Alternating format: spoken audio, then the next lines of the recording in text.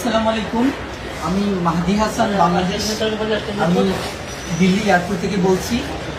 আমার সাথে যেসব ঘটনা হয়েছে এটা আমি বাংলাদেশে এসে প্রেস কনফারেন্স করে হয়তো আমাকে বলতে হবে, বাট আমি জানি না। আমার সাথে অনেকগুলো অকারেন্স হয়েছে এখানে।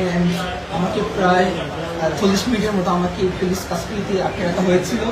আমাকে খুবই বাজে আমার সাথে অ্যাপ্রোচ করা হয়েছে এবং তারা আমাকে জেলে দিতে চেয়েছিল। আই ডোন্ট নো আমি কী করেছি।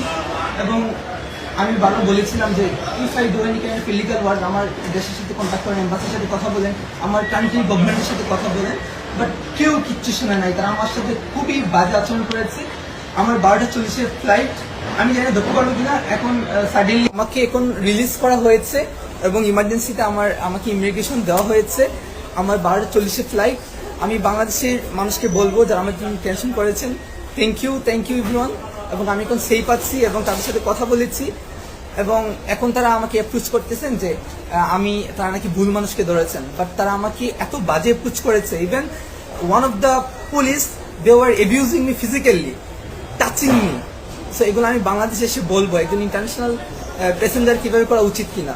So thank you, I am safe now. এবং তারা আমাকে যে অ্যাপ্রোচ করেছিল যে আমি এসআই সন্তোষকে কিল করেছি, এজন্য আমার মোবাইলকে even as I international passenger তারা কি আমার প্রাইভেসি চেক করতে পারে? তারা ফোর্স করে তারা আমার ফোনকে আনলক করেছিল, আনলক করে আমার ফোন তারা চেক করেছে। And I will take action after coming to my country, ইনশাআল্লাহ। এখন আমি দিল্লি এয়ারপোর্টে আছি। তারা ইমার্জেন্সি হচ্ছে, আমি জানি না কি হয়েছে।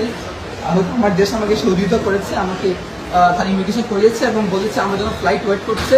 তো আমি গেলে পর তারা কি করবে। তো থ্যাংক ইউ বাংলাদেশ। এবং আমার এডমিনদেরকে বলবো প্লিজ এটা কি ডাউনলোড করে যেন আমরা রাখি, কারণ আমি জানি না আমার সাথে কি হতে চলেছে।